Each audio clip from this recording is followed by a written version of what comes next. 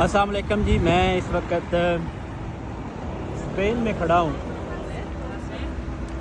اور اسپین میں لینڈ کرتے ہی دل کی کیفیت اتنی سی ہو گئی نا، کیونکہ میں تاریخ کا طالب علم رہا ہوں اور اندلس کی فتح جیسی کتابیں جو میں نے جب انڈر میٹرک تھا تب پڑھ لی تھی، تو تاریخ کے نقش جو ہیں وہ ابھی بھی میرے ذہن میں تھے. تو میں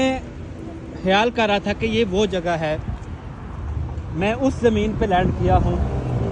جہاں پر مسلمانوں نے 7 دن کی لڑائی کے بعد تقریباً 750 سال جو ہے وہ حکومت کی ہے.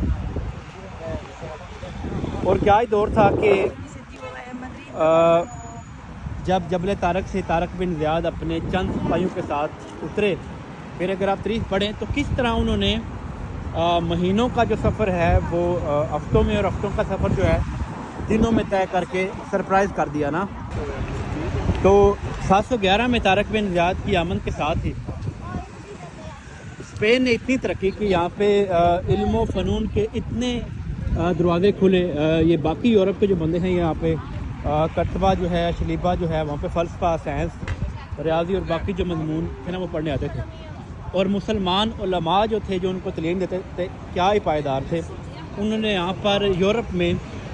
جدید جو ہے وہ دنیا کی علم کی بنیاد رکھی. حالانکہ بڑے بڑے جو فلسفی ہیں، جو اسکالر ہیں، گورے پرانے جو لکھنے والے ہیں، وہ بالکل لکھتے ہیں کہ ہم نے جو اپنی ایجوکیشن ہے اس کا آغاز جو ہے وہ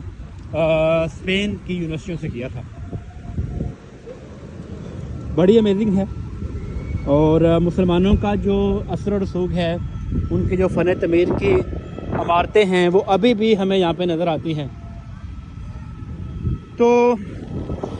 ابھی بارسلونا کی جب فضاؤں میں میں سانس لے رہا ہوں تو بالکل ایسے ہی محسوس ہو رہا ہے کہ یہ جو زمین ہے یہاں پر کبھی اذان کی صدائیں گونجتی ہوں گی، کبھی مسلمان جو ہے وہ جہاں پہ انصاف کرتے ہوں گے، کبھی یہاں پر علماء اور مفکرین جو ہے دنیا میں علم کے موتی بانٹ رہے ہوں گے. اور پھر یہ بھی ذہن میں خیال آتا ہے کہ مطلب جب مسلمانوں نے اپنے افکار کی تعلیمات کو چھوڑا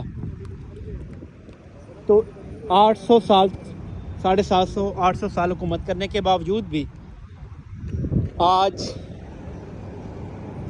اسپین میں حکومت کا نام و نشان نہیں ملتا.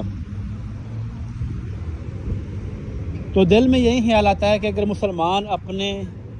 جو افکار ہیں ان کو تازہ کر لیں